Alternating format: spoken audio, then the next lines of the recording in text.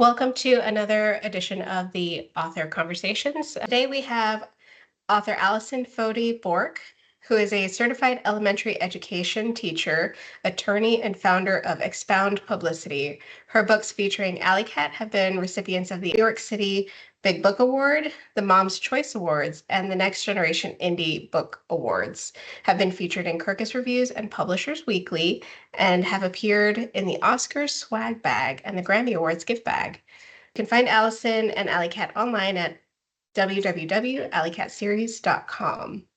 How are you today, Allie? Do you go by Allison or Allie? A lot of people just call me Allie, and I'm doing great. Ready to bake some cookies.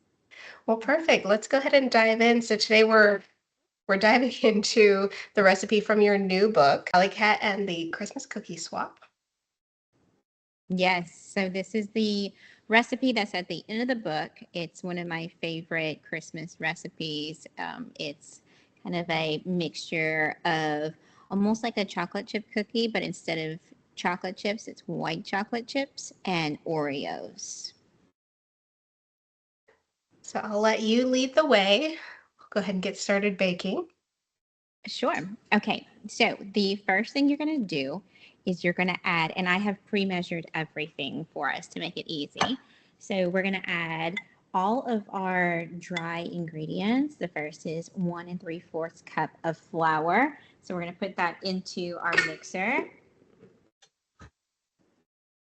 Then we're going to add our baking soda. We're going to do 1 teaspoon of baking soda. Okay. Then we're going to add a 1/2 teaspoon of salt.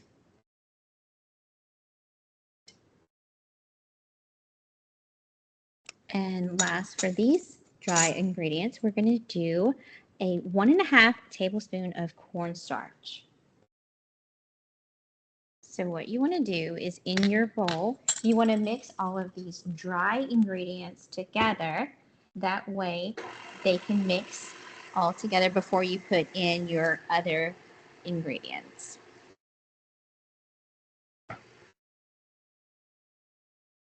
So once this is mixed, you're going to want to put it into a different bowl. I usually, because I like to use my KitchenAid mixing bowl, I just pour it into a different bowl so I can do my other wet ingredients. So that doesn't take very long to mix. What I do is I take this out and I pour it into a secondary bowl that I have ready. And now we're going to add our room temperature butter, which is 3/4 cup of unsalted butter. We can add that into our mixing bowl.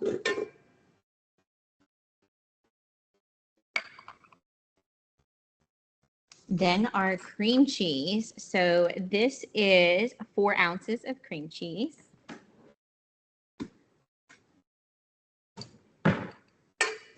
And it should also be room temperature.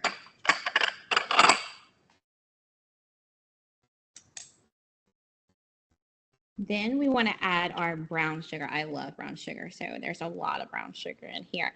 So this is a 1/2 cup of light brown sugar.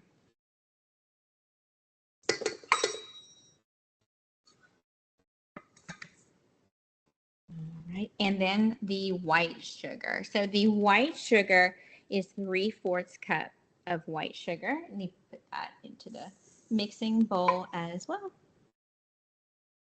All right. So then we're going to mix these ingredients for about 2 minutes. You have to lock it first. All right. So we'll do that for about 2 minutes, and then we'll start adding the rest of the ingredients. So where did Alycat come from? So you're on your 9th book with Alycat. What was the inspiration behind the character? So about 10 years ago, one of my children, she was very young at the time, she came home from school on what they called dessert day at school, very upset. And I asked her, "Why are you upset, Izzy?" And she said, "Because I couldn't have dessert at dessert day."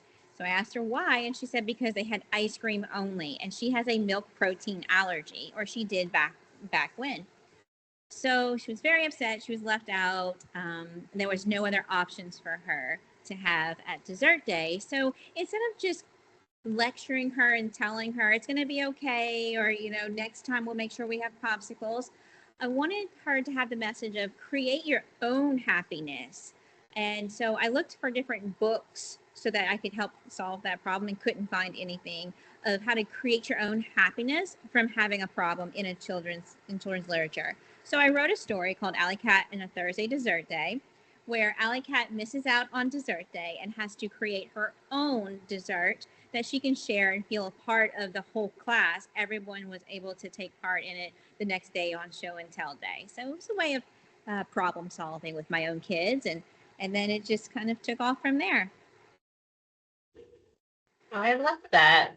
That's beautiful. Do you think that that helped kind of resolve the situation with being able to explain that to your child? Yeah, I think it helped because, as parents, our kids are always listening to us, not lecture them, but help them navigate. And so sometimes our voices just sound the same over and over. So I figured a book would help change up my voice or my husband's voice and show her a character that would have the same issue and how they solved it. So that night we were tucking them into bed, and I went downstairs, wrote the story on a manuscript. The next night, I read it to her, and both her and my son loved the story. And they had all these wild endings for it as well. So the story had a very direct impact on your kids, but what do you think the impact your Alley Cat has on kind of young readers in general? So I have heard from different readers that Alycat is someone that they can see themselves in. And so if it's not Alycat, there's one of her other, 9 or 10 friends that they can relate to.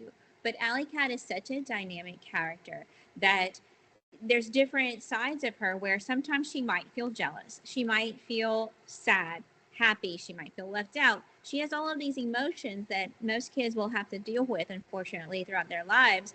But she has ways to overcome and persevere through them. So a lot of kids tell me that they can relate so much to Alycat because they have these problems and issues that arise in their own lives. And so, of course, the other cats have different personalities. Some are shy, some are outgoing, some are into gymnastics, basketball. And so they just find which character resonates with them. That. All right, so our 2 minutes are up. So now we need to add our egg. So it's just one egg.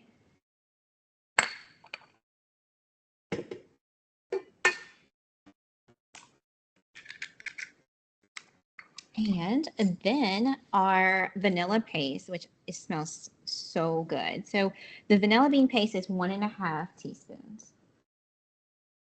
If you don't have vanilla bean paste, you can also use just vanilla extract. Just use a little bit more. That's what I have. All right. So you want to stir those up a bit.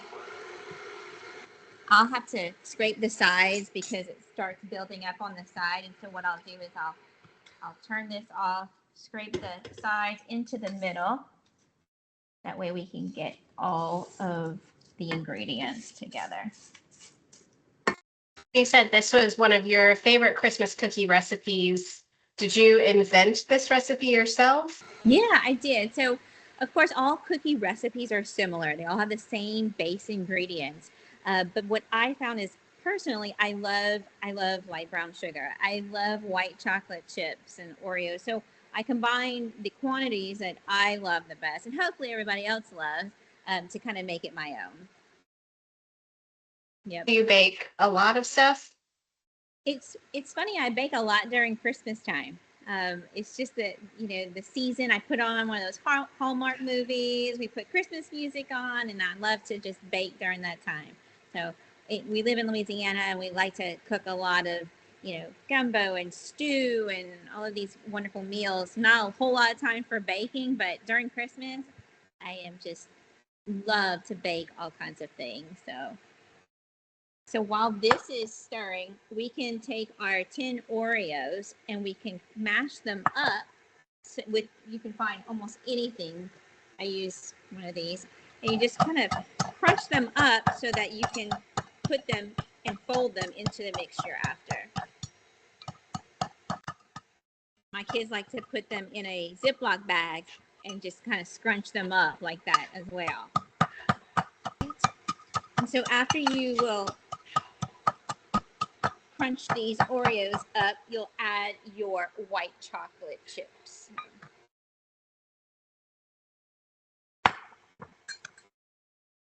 And I just kind of mix those together.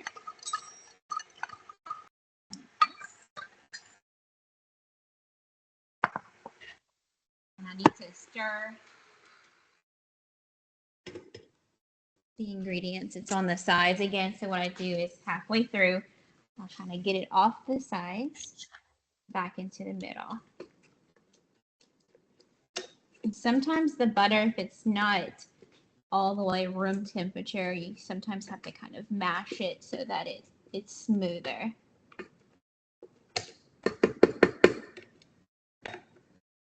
Now, do your kids help you when you're baking or even cooking in general? Yeah, my daughter, she's 16, but still loves to bake to this day.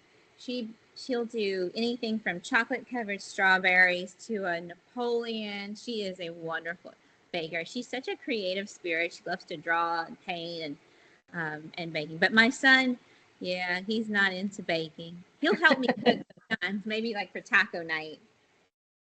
So once all the wet ingredients are mixed in, we'll add back our dry ingredients into the bowl.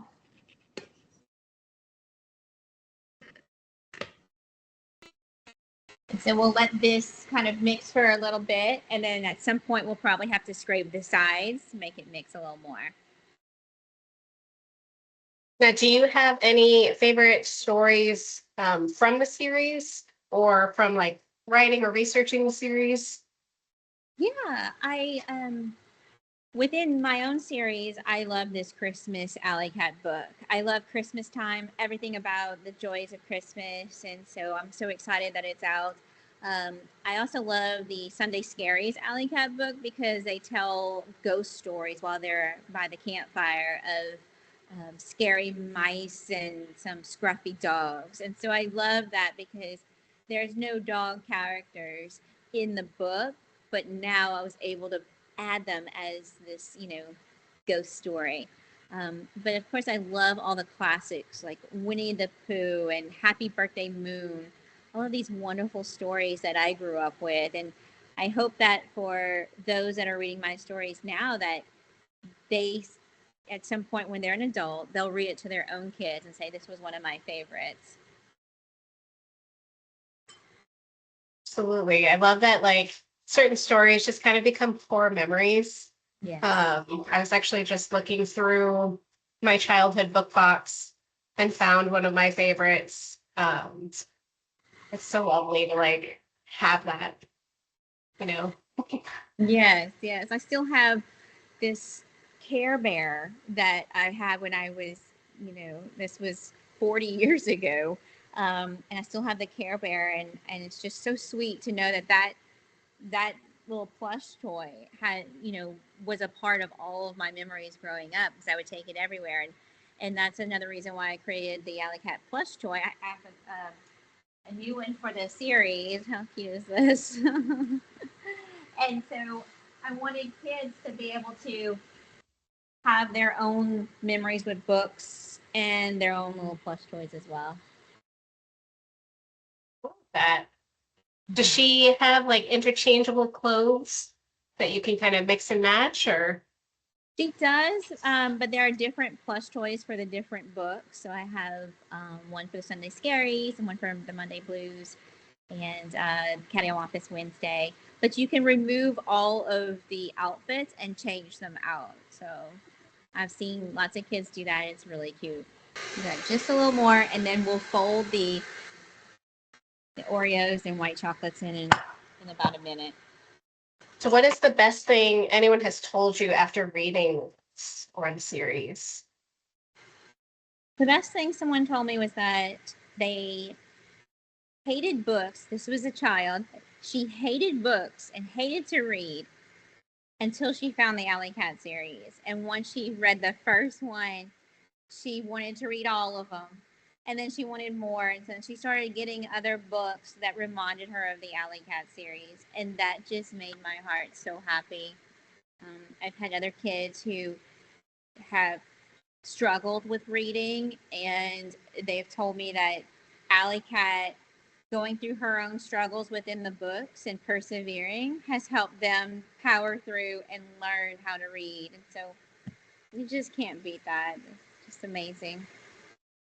I love that you're inspiring kids to read.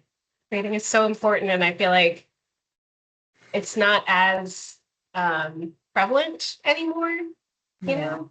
So I know, because they have all the devices, to but yeah, there's just nothing like sitting down and making a memory with your parents or grandparents, reading a book, and then holding on to that book from whenever you have your own kids, or donating it to little free libraries or schools. absolutely. When you're reading this with, you know, your child, do you recommend any sort of like discussion prompts, or would you say like just kind of read through it and have fun? Yeah, so my whole goal and mission of the series is for kids to be able to read to have fun. I want them to have fun stories that are, silly and not super lesson based. But I want kids to be able to see Alycat as someone who um, can learn from some of her lessons, and they can take that away and learn too as well. So the lessons are real subtle, and I think that they are having fun just reading about the silliness of what they go through. And sometimes you don't always have to be super serious. Yeah, absolutely. Mm. Yep. So I think it's time to fold in our white chocolate chips and our Oreos. Now, if you want less chocolate, you can add less Oreos. I love the Oreos and the white chocolates in there. So you'll want to gently fold it in so that you don't crush the Oreos too much. Every time I bake this, my daughter comes and starts eating the dough. Oh, you're supposed to do that. I know, my mom taught me how to fold things in. As I would just start, things would just start crushing and falling apart. Oh, this looks so good. It smells so good too. It smells really good. So good. So what I do is I will take a pan, I line it with the white parchment paper because I find that it sticks less. I take an ice cream scooper. What I'll do, because I like cookies that are really thick, so I'll just take like a scoop of the cookie dough and I'll just kind of pop it on there like that. So it makes like a little circular ball. And I put it anywhere from about 3 to 4 inches apart. Sometimes I'll put them close together. This depends on which pan I'm baking with. Will they kind of spread out a little bit, I assume? Yeah, so the butter actually makes them spread a little bit, and it'll cause the ends like around it to get a little crispy. But it's always really good too.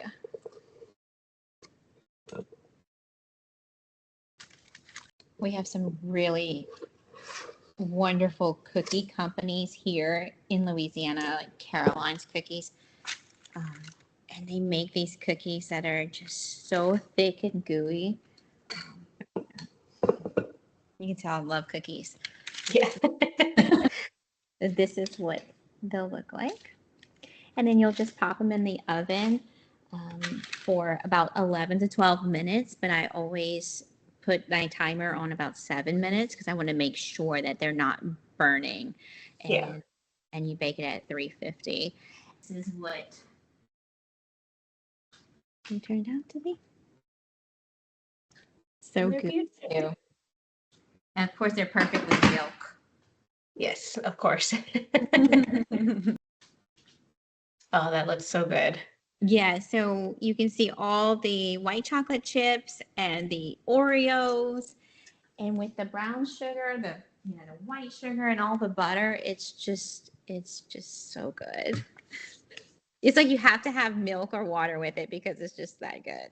It's a lot. Yeah, Yeah, it's a lot. a lot of flavors, a lot of delicious flavors. Yep, so good. Well, amazing. Thank you so much for baking some cookies with us today. We're so excited about your latest book. We can't wait to see all of the adventures that Alycat's going to come up with in the future. And yeah, we appreciate your time. Thank you. This was so fun. And I can't wait to just gorge myself on cookies. Oh yeah, I know I'll probably be eating all of them right after we finish this video. Yeah.